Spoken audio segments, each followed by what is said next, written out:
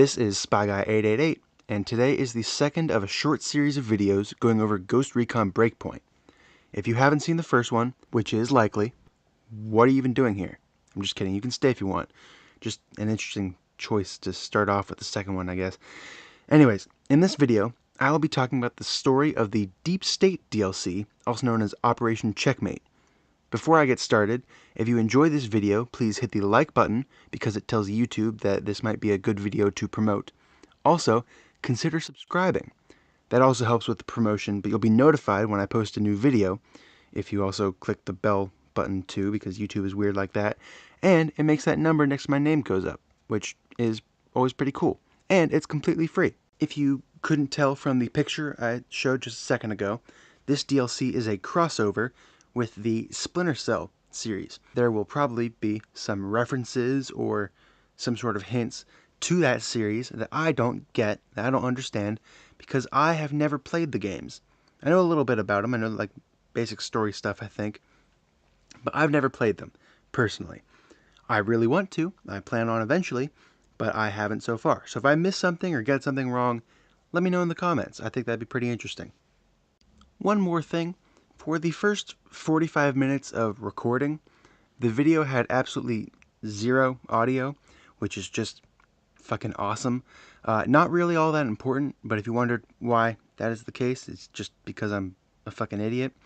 So yeah, let's get into it. Enjoy the video. The DLC starts pretty much whenever you want after getting to Erewhon. Same with all the other DLC for this game. Like I mentioned in the last video though, I'll be doing these in release order. Nomad talks to Holt, who is still on this goddamn hospital bed, saying he found something interesting. How he got anything interesting from a hospital bed, I don't know, doesn't matter. It's a picture of this man named Victor Cost, who does Black Ops sort of stuff. You could almost call him a spy guy. Wow, that was a fucking awful joke. I'm so sorry for that. Nomad goes and talks to this Victor Cost guy and says he's here to help a friend Nomad knows from Bolivia, Sam Fisher. Nomad goes and meets Sam, who is looking for someone involved in the Wonderland conspiracy known as the Strategist.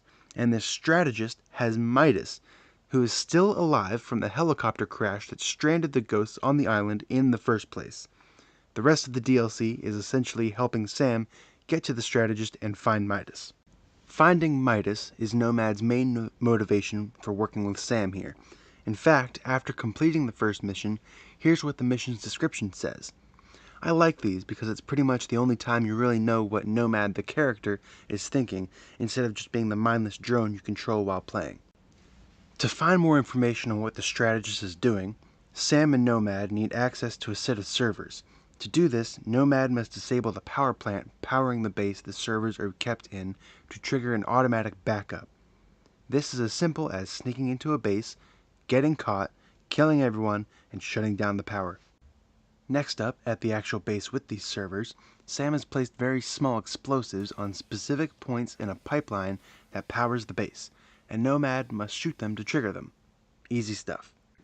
Nomad and Fisher were able to disable the servers that contain information relating to what the Strategist is doing, which caused them to be transferred to a different server so we could intercept them, but they were cut off and most of the files are locked away.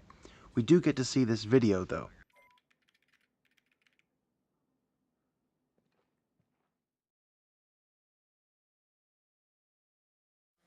You sure that thing's not gonna fry your brain?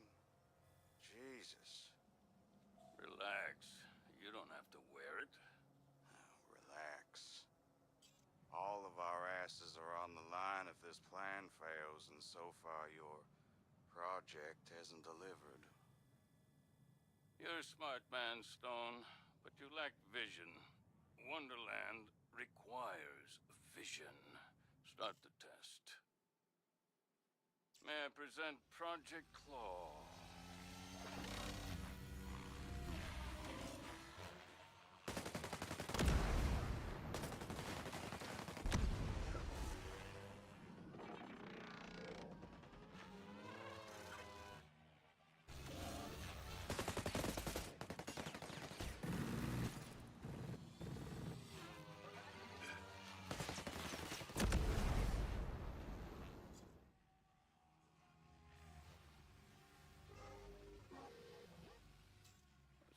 things start? Sure. Against dummies. But it's gotta work in the real world. Against real targets. Oh, it will. So you say. I do say. And when I speak, the world listens. Though I'm not surprised that someone like you can't understand that. Perhaps when Claw is complete, you can use it to finally put down the rebel insurrection you can't seem to manage. We don't tolerate failure, Mr. Stone. Is that clear? Crystal. Sir. Good. That's enough. Shut it down. It seems from this recording the strategist has a higher position over Trey Stone of Sentinel, contrary to what he had said at the end of the main story saying he was in charge. And this strategist is using what looks like a VR headset to directly control a group of drones together. This whole project is called Claw, and we will be helping Sam take it down. You know, stealthy operator, robot enemies, this seems less like Splinter Cell and more like another franchise.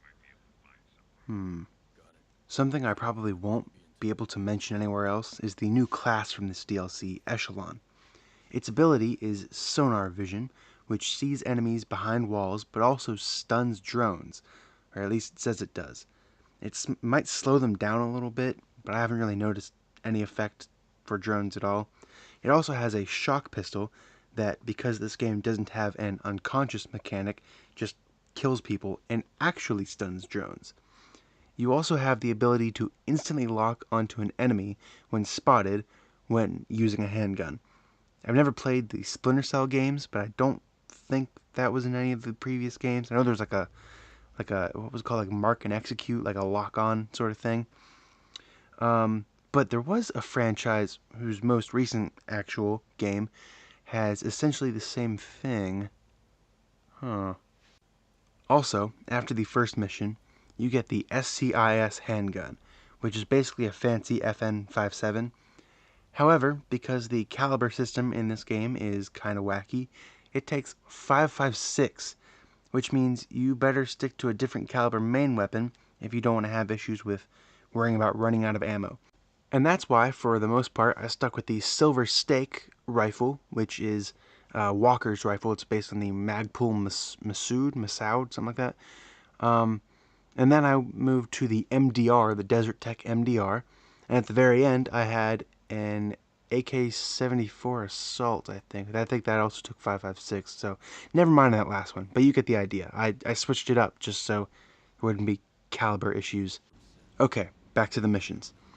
Now you can do these in any order, but the first one I did involved an ornithologist, or bird scientist, and her hacker daughter. For a while, I thought it was going to have a Watch Dogs reference, but if it did, I definitely didn't catch it. Remember back at the end of episode 1 when Harmony Fox, Maurice Fox's daughter, thought the rogue drone swarm was a flock of birds, and then Skell was like, I didn't write that. Well, apparently this ornithologist did. She is being forced to work for Sentinel, and her daughter is rebelling. Her daughter is also part of an illegal drone racing group, and she's been hacking Sentinel drones, so they aren't happy about that. To get the mother to help us take down Claw, we need to protect the daughter from Sentinel. We track down the daughter pretty much without issue, but she needs our help too. She wants us to help her destroy antennas that have been interfering with the drone races. To do that, we destroy a drone and send her a code on one of the chips. I may or may not have gotten a little carried away and killed the entire base. Doesn't matter. What does matter is that the daughter has the code, and now we need to destroy the antennas with a very conveniently placed helicopter with rocket pods. Joyride taking down the antennas and any Sentinel helicopters that come out to play, and that's that. Then we go back to the mother, who says she'll help get Sam's airplane into Aroa, and back out with a 10-minute opening in the drone swarm. Next mission I did involved an entomologist, or bug scientist. He studies bee behavior and swarm psychology. His main contribution was helping the Claw project with drones that could work in sync with each other like a swarm. However, when he decided he regretted this, he tried to delete his work. When Sentinel was sent to stop him, they found his wife, executed her, and arrested him. We go in and save him, and then help him actually delete his files from the Claw Project servers, while at the same time opening a back door for us to insert a virus to help take down Claw. Third on the list is a retired U.S. Army general doing some consulting for the project. I stopped by this general's house, killed the Sentinel soldiers guarding the place, and overheard two of his housekeepers absolutely trashing this guy. We asked them where he is, and they say he's fishing, but he's a shitty fisherman because he never comes back with anything. He keeps this spot a secret, although he has almost the exact location on pictures in his room. All around incompetent guy. I fly the helicopter over, except I actually crash it into the ocean almost immediately because I was trying to fly low to avoid SAMs, surface-to-air missiles, and not because I was distracted eating chips and watching Copyzilla. Certainly. Anywho, I go and find a boat instead. It's not all that fast, but not too horrible. Personally, I'm partial to pontoon boats anyways. So we go to this cave near the fishing spot and find a whole Sentinel installation with drones being tested in various ways. To get to the office where the general is, we have to deactivate the tests. One I thought was particularly noteworthy was this biowarfare behemoth drone. Surely that won't foreshadow something later. Anyways, we go back to this office and confront him, and this is the scene that plays out. It seems the last of the data was uploaded from the drive. You should have everything you need. Very good. The funds should be in your account as we speak. Thank you for your service, General. I look forward to future updates. General Paxton. You can't sneak up on me like that. You almost gave me a heart attack. Say, you're one of Pharaoh's guys, right? I just uploaded the stuff from the drive and to send it to him. We should be all square. You're pathetic. Who the hell do you think you are? I was a 4-star general. Never volunteer information, General. You carelessly gave up the name of your accomplice. Oh, shit. You're a ghost. Look, what I did for the good of my country, right? We need new warfare technology to protect America from its enemies. But in the process, you turned yourself into one of America's enemies. You used your position to justify acts of treason.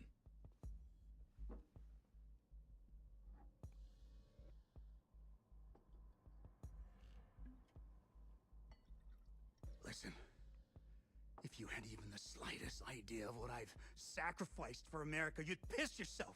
I respect your rank, but I don't have to respect you. Now this needs to end. Am I making myself clear?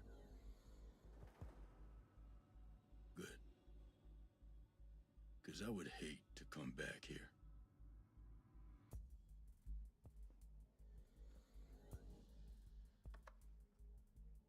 Wouldn't be pleasant for either of us.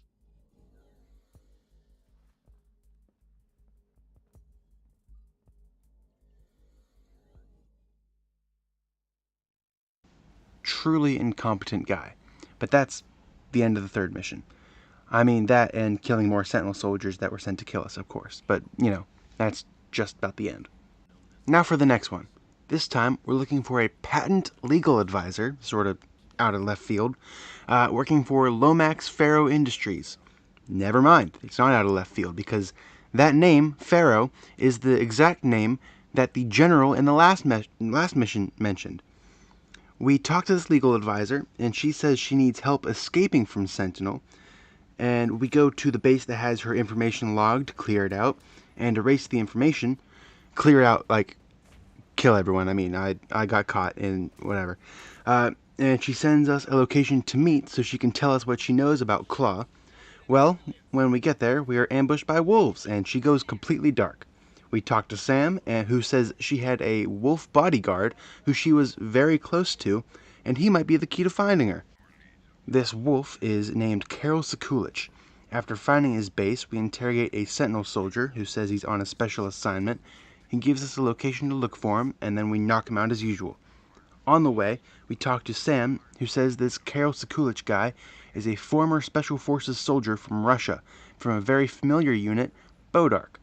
Nomad mentions the Bodark were a ghost priority a couple months back, talking about the situation with Raven's Rock coup involving the rogue Bodark unit, which we will get into in the video about Red Patriot, as well as Operation Motherland. While talking to him, he says he also wants to escape Sentinel and the Wolves with the lawyer, but he needs us to fake his death. We go to the J-Skell Dam, kill all the dam guards, plant the damn dog tags on the damn body that Carol placed earlier, and then blow the damn place to hell. I don't think that'll be nearly as funny in the video, but in the script I was spelling it like damn instead of like damn, because this all happened at J-Skell Dam. Stupid joke, but almost certainly no one is far enough into this video to hear it anyways, so oh well. So now that we're done faking a man's death, we meet up with Carol and the lawyer. I let the intrusive thoughts win. I restart that conversation over, and we see this cutscene. I hope you have a good explanation for all of this. If they come after us, it'll be your fault, Carol. I understand. Listen, I'm on your side. If we can just get to Claw, nobody will come after you. Being a ghost is great and all, but you have no idea what you're up against. Look, I work for Lomax Faro, the developers behind Claw. One of the founders is Michael Lomax, a U.S. Senator from the Subcommittee of Defense. He's been using his influence to create mandates and fund his own research and projects like Claw. So he uses taxpayer money to fund his Claw project? And he has mandates to develop it. That complicates my job. The other co-founder is Lomax's associate, Faro. He's the strategist. And he's been using all of that money, control, and power to further this project. Seems like some very deep state stuff. It is. Whichever U.S. official it was who sent you after Claw is thinking several steps ahead. Either they know about the strategist's plans, or something else is brewing. I wish I could tell you more. That should be enough info for you to get started.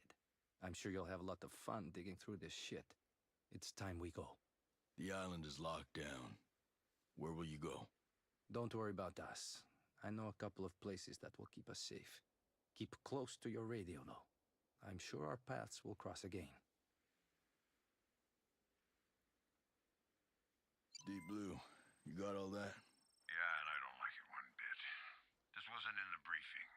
Now, if you don't mind me asking, who sent you this assignment? The CIA. Came through the same way the rest of my assignments do. Come to think of it, the timing seems a little suspicious. I was asked to capture the strategist not too long before the Aurora got locked down. It just seems too convenient. What if someone in the CIA knew Aurora was going to be on lockdown? Maybe there's more to this mission than simply capturing the strategist. What if it's an extraction? Look, if they knew about Aurora, they knew their activities might alert the ghosts. Or worse, that we would intervene. If me or any of the other ghosts got our hands on Faro, we'd lean on him, his friends in the Senate, and all their private interests. It'd be a bad, bad scene. Yeah, this is deep state matter. Stuff of conspiracy theorists and crackpots. I know it's hard to believe, but you might be working for the wrong side. You think about it. If slush fund money can control technology like Claw, and if it's dictating company and DOD movement, then there's no telling how deep it runs. That would be inconvenient, wouldn't it? Look, I'm gonna continue with the mission. Once that's done, I'll only hand Faro over to my most trusted contacts. Because you're right. Something smells fishy. Agreed. Clearly, some wild shit is going on.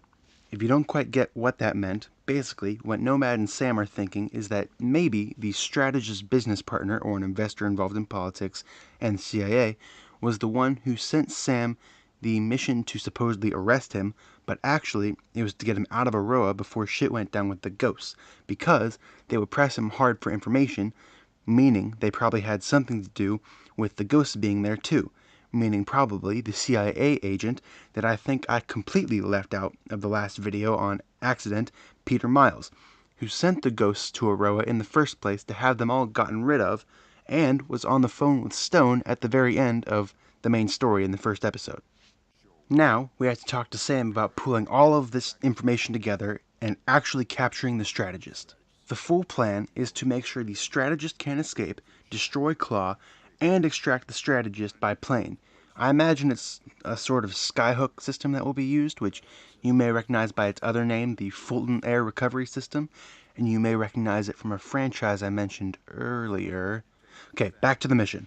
This is a required stealth mission with a massive asterisk next to it because I got into a full-on gunfight, but I didn't fail because only one person at a time knew exactly where I was, and they were dead before anyone else knew for sure. We shut down the security system and opened the way for Sam's plane, but we heard a loud sound and went to investigate. The strategist had activated Claw, and now we had to fight a bunch of drones. The fight isn't exactly great, considering, like I said, it's just a bunch of drones, and especially disappointing considering this is supposed to be the Splinter Cell DLC. That biowarfare behemoth I mentioned earlier shows up and wipes the floor with me because it's literally a fucking war crime on tank treads, but I'm soon back in the action, hopped up on whatever's in these syringes that heals bullet wounds in seconds, and managed to destroy it. I feel like I should have been wearing a bandana and an eye patch for this fight. Oh well. Anyways, now let's go get the actual strategist himself. It's over. There's no way out. I want immunity. I want to talk to a government official. I know things. Valuable things. Let's negotiate. What? What the hell? What's going on? Playtime's over. You think you can stop me? You're the old world. I can control an army with just my mind. I am the future.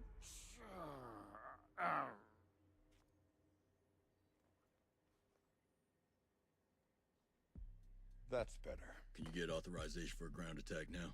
You keep the pressure on here. I'll make sure he gets in front of the right people in Washington. Other than that, I've learned not to promise anything.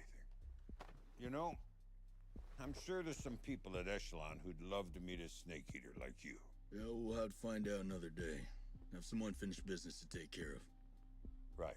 That's what really matters. Never leave a brother behind.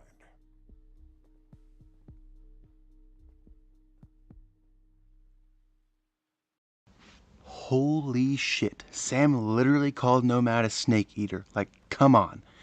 Yes, I know that it's a nickname for Green Berets because I just looked it up. And the Ghost unit are like super duper Green Berets, and maybe that's why Metal Gear Solid 3 was named that, like Green Beret thing. Either way, I'll pretend it's a reference and move on. Now, it's time to go get Midas. We find him and a bunch of other guys in chairs with headsets on, seemingly being used for some sort of computer or maybe helping the strategists control the drones against their will. Either way, all of them are dead except for Midas. And when we get him back to Erewhon, he has an eye patch. Are you kidding? What on earth? Here's the full scene. It's kind of nice to see 3 of the 4 Bolivia team members back together. Hey, look what I found. Holt? God damn, it's good to see you, brother. Thanks, boss. You look like shit. Yeah. Well, you don't look so good yourself. They put a hurting on me. I don't know how much more of that I could have taken. Where's Weaver? Weaver didn't make it. Hey, there's nothing any of us could have done. He was a good man. The best. But the mission continues. Now, I know you're both banged up, but I'm gonna need your help one way or another. You with me? Good. Because this thing's far from over. And with that, we've reached the end of episode 2. Much shorter than episode 1, that's for sure. If you enjoyed this video, make sure to leave a like and subscribe and all that fun stuff. And keep an eye out for the next video in this series on episode 3, Red Patriot, involving a second win for Raven's Rock and the Bodark unit. And with that, goodbye.